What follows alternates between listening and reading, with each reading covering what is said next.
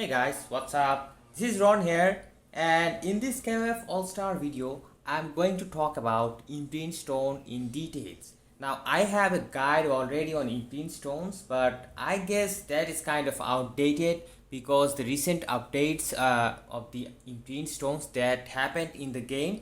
So I decided to make a full A to Z guide about the Imprint Stones because I do believe that there's a ton of new players coming into the game who really needs to understand these Imprint Stone things and get the best out of them. So in this video, basically we're going to talk about in briefly that what is Imprint Stone and what it actually does. Then we are going to talk about what are the different types of Imprint Stones and with details that what are the requirements to add them to your characters. Then we are going to talk about how to get those Imprint Stones, and finally we are going to talk about what Imprint Stones are actually suitable for your characters and what Imprint Stones you actually want to add to your characters, not just any random Imprint Stones but the perfect Imprint Stones for your characters. So make sure you watch this video till the end and give this video a like and subscribe to my channel to get more updated videos like this. So first let's start with what is Imprint Stones, and for this we need to go to a characters section and let's just check out the Imprint Stones section. You can access it from here. You click it here and here are the Imprint Stones. They are showing right here, which I have added to my character, or you can add to any character. Now first things first, what is Imprint Stones? Imprint Stones are kinds of extra items that you can get to add to your character once you have reached the awakening level of that character. For example, if you awaken a character to level 1, you can add one Imprint Stone, that is the circle one. You can add the second stone when the awakening level is 20 or more, and the third Imprint Stone when the awakening character is a 3-star awaken. That is the basic rule, you guys know all. And for each awakening level you are getting one slot, and definitely these Imprint Stones will increase your characters in terms of stats and CP. It will increase all the stats like attack, HP, and of course defense. Of course that depends on the type of the stones that you are going to use. So the stats which you want to increase to your character really depends on the stone. So you have to keep an eye on that. Now let's talk about the different type of Imprint Stones. As you can see, this is the circle Imprint Stone for the first one. This is equipped to the first slot of the character, which is this slot. This is here. And the second one is the square Imprint Stone that is added in this slot. And the third one is the hexagon Imprint Stone that is added in this place. And then respectively we have the moon Imprint Stone that is added here, and we have the star Imprint Stone that is added here.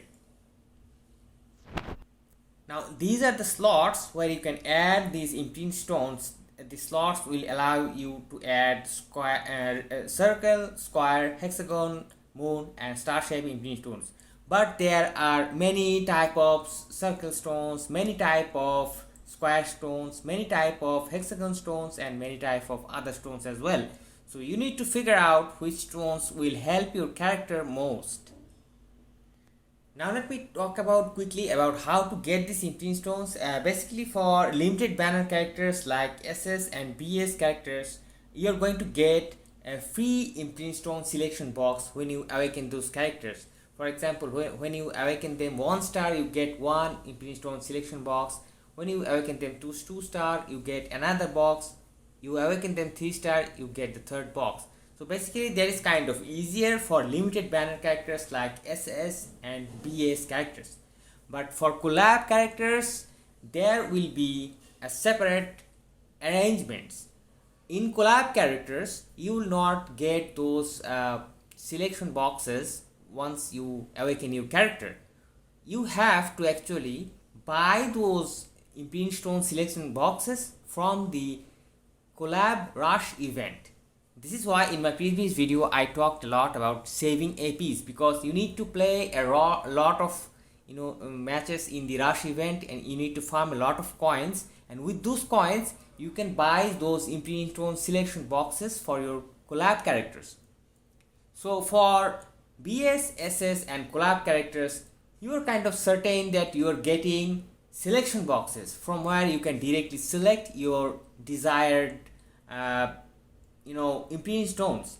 And there are different type of Imprinting Stones which I am going to talk about momentarily. So it's kind of easy to get stones for limited banner characters, whether it can be BS, SS or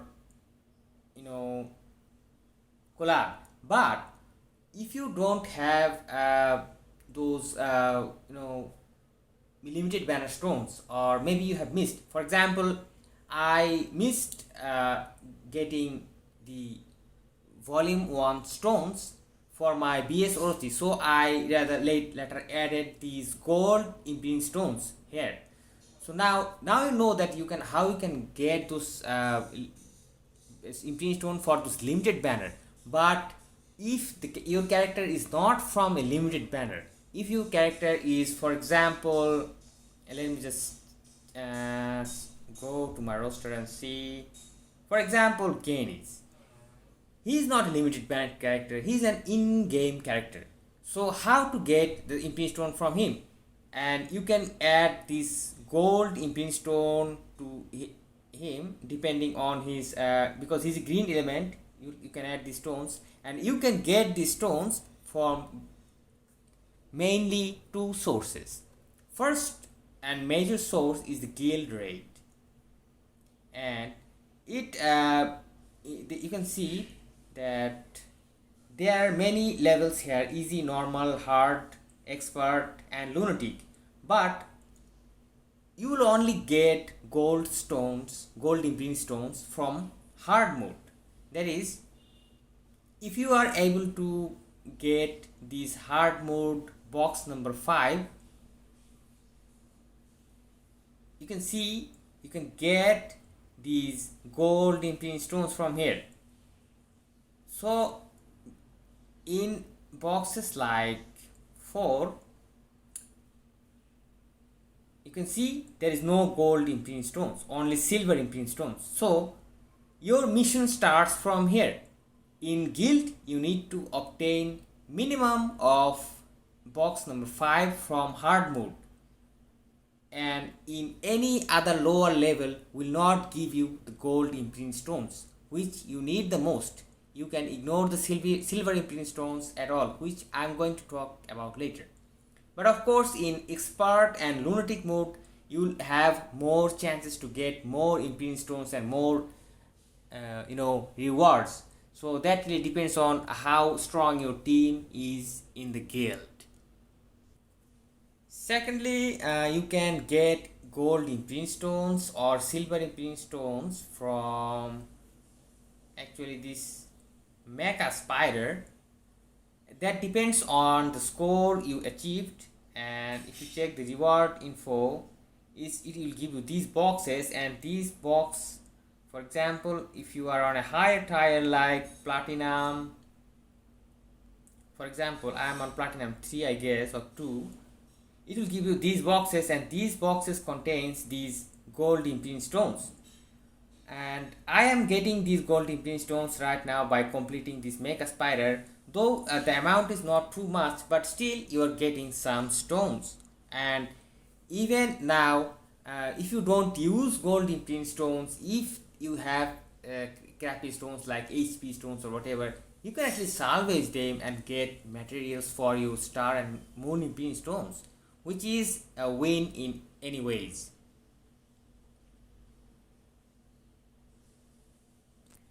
Now let me briefly talk about the requirements of your characters that you need to equip these Imprinting Stones, because you cannot just add this Imprinting Stone to your character. You need to have certain levels. For example, my BS Geese is currently on level level 27, and if I want to add Imprint Stones, let me just say, I can add all of the circle, square and hexagon Imprint Stone plus the moon Imprint Stone, but I cannot add the star Imprint Stone because the character is not fully leveled up to 30. So the breakdown is, if you want to add the circle Imprint Stone, your character must be at awakening level 1. If you need to add a square Imprint Stone, then your character should be at awakening level 11. I mean, not even 10. At level 10 you cannot add the square Imprint Stone. You have to make your character awakening level 11. Then you can add the hexagon Imprint Stones once your character is on awakening level 21. And once again I say, you cannot add it at level 20. You have to make it level 21 at least to add all these 3 Imprint Stones. And for moon Imprint Stones, you need to have your character at awakening level 25. As you can see, my guise is on 27, so I can already add a moon Imprint Stone to this slot. His slot is already opened. And to add the star Imprint Stone, as it is said, reach awakening level 30 to unlock. So once you reach the awakening level 30, then the star Imprint slot will be unlocked here, and you will be basically able to add all the Imprint Stones here.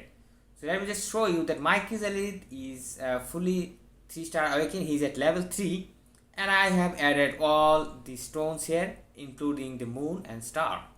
So that is basically the level requirement and the character requirement that you need to add these Imprint Stones. Now in the next point, I'm going to talk about what stones you would really like to add to your characters and what stones you should avoid. And I would say that, as a rule of thumb, attack Imprint Stones are mostly famous and mostly recognized by every players. That attack Imprint Stones are best for almost any characters. So you can be kind of on the safe side if you collect those double attack Imprint Stones. And for limited banner characters, as you can see, you can have those selection boxes from where you can actually directly select those Imprint Stones, which I have shown in my previous videos that how to do this. That is basically to awaken your character and get it from the event section and get your attack Imprint Stones. So basically these attack Imprint Stones, or for example this one, or maybe this one, gold one, same, but there is a big difference. In the limited banner Imprint Stones, for example the attack stones, it is going to increase attack by 10% on the first effect. On the second effect, it is going to increase something for the relevant fighter. For example, here increase special signature fighter blast skill damage by 15%, or this can vary. But on the third slot, it increases fighters attack by 10%. But if you check the gold Imprint Stone, you will have the same effect on the first effect higher, that is increased attack by 10%, but on the third you can get actually attack by 12%, which is 2% more than the limited banner stones. But I'm not really saying that in any ways gold stone are better than limited banner stones. This is just an added information that I wanted to show you, that in some cases gold stone can be good as well. For example, here I am actually equipping this gold double attack stone to Ignis instead of his volume 3 circle stone. So there can be this sort of exceptions, And if your character is either if your character is not a limited banner or either SSBS or collab characters, if your characters are like something like in-game characters, then you should definitely focus on double attack stones like this, double attack gold stones. And as I have said before, you can obtain these stones from guild and also make a spider, but guild will be your primary source of getting these stones. But of course that is RNG, and you will not get every time these double attack stones, and these are kind of rare. And there are also some other problem here. As you can see, there is a blue mark on the stone. That means this stone is only applicable to a blue element fighter. I cannot add this to any red fighter, or yellow or green or any other. Secondly, on the third effect, if you can check the third effect, that it increases balance type fighters attack by 12%. And that means if your character is not balance type, if your character is attack or defense, then this third effect will not work. So you have to keep this thing in mind. And in the third or in the second or in the middle tile, this effect will vary from one stone to another. For example, this one increases shock damage deal by 25% or blah blah blah. And you have to check that whether your character actually have shock or not. And as you can see, I have equipped this stone to my Ignis, who has actually shock in his active skill and his finisher as well. So this is going to help him a lot. But if I was adding this stone to, for example, BS Chrysalid, who has no shock, then he would just get this 10% attack. He would get this third effect, that is 12% attack, but he will not get this effect, that is shock, because he don't have shock in his kit or core or anywhere. So you need to make these things clear before adding and enhancing these stones, because guys, it takes immense amount of hammers to enhance these stones. So make sure you select these stones very carefully. For example, let me just select one stone for one of the characters who has no stone at all. Here we go. Here's an Ignis, and if I want to select a stone for him, I would just go and check. And as you guys can understand that Gainis is a attack type fighter, and he has bleeding in his core. So I only have this stone that is going to increase HP by 3%, and it is going to increase bleed damage by 10% for using an Awaken skill, and it is going to increase attack type fighters attack by 12%. So my last two tires are okay, this one and this one, but my first one, it is not increasing attack by 10% that I want. Instead, it is increasing HP. So I don't need this. I am not going to add this. Though this stone is perfectly suitable for my character, I will not add this, because I want the same effects, that is number 2 and number 3, but I want attack on number 1. This is how you figure out your stones perfectly. For example, let me just show you what I did to my BS BS Orochi. See, I added this double attack stone to him, and though he BS Orochi has no dot damage at all, but still I added this shock because it will not work, but I'll still get this 10% attack here and 12% attack here. That means 22% increase of attack from one single stone. Now let me just quickly show you that what is the actual ideal stone that we are looking for. For example, we are using K- as our example.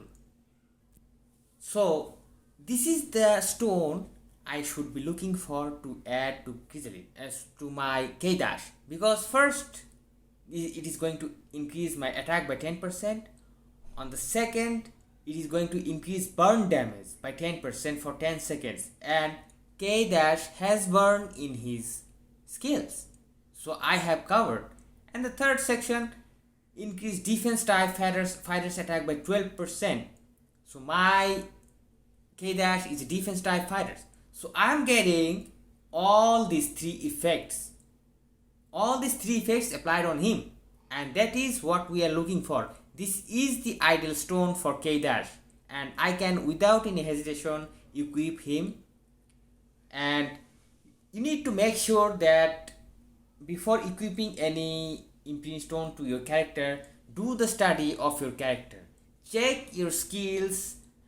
For example, if we go here and go to the profile and go to the skills, you check through all these skills and check about the dots this character have,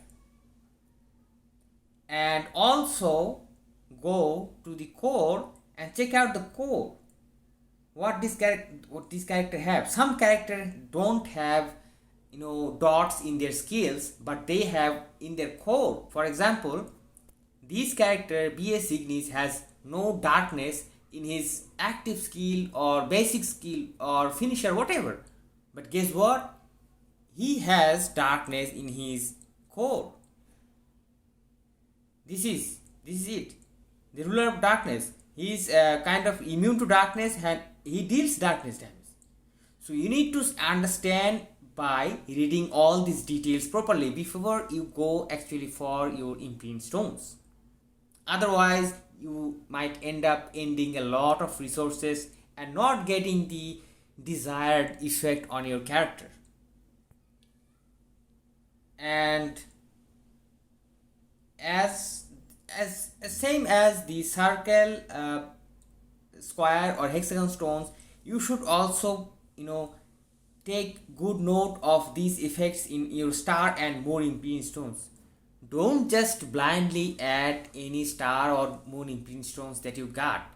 Please check that what these moons and star Imprint Stones are offering to you. For example, this one is increasing attack by 10%, and this is what you are looking for from the star Imprint Stones or moon Imprint Stones.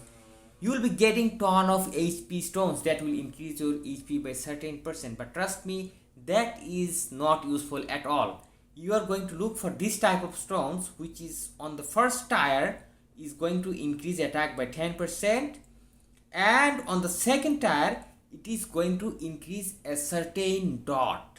For example, here it is increasing darkness damage by 10%, and our BS Ignis has darkness in his core, so we have already added this stone without any hesitation. And same goes with the star Imprint Stone. It is also you have to check that you need to have this increased attack by 10%, and on the secondary effect you need to have this dot that actually matches your character, and in this case this is going to increase starlit damage by 10%, and this stone is equipped to Chrysalid, and Chrysalid has actually starlit in his skills, and this is going to help him a huge, straight 10% damage increase, attack increase on those starlit damage increase. Freaking amazing. But in case, because these attack stones are sometimes rare and matching these dots are sometimes really hard for you. For example, I have added this star Imprint Stone here, which is just going to increase attack by 10% to Ignis, base Ignis, and it has also this chill damage increased by 10%, but my Ignis has no chill. He has nothing to do with chill, so this is kind of useless, but I just added this one right now because I don't have a suitable Imprint Stone for Ignis right now. And whenever I am getting a future chill damage dealing character, this Imprint Stone will going to be definitely helpful for him or her. So I can just unpair this one and add. So it is not much of a problem. But Here I'm still getting this 10% attack, but I'm missing out this, I know, secondary effect. So it is always the best if you can match these two effects in both stones. I mean, this will really help you a ton, and this is what you should actually look for. And ditch those HP stones, ditch those silver imprint stones as well. Salvage them. If you go to our characters, maybe just let me just show you.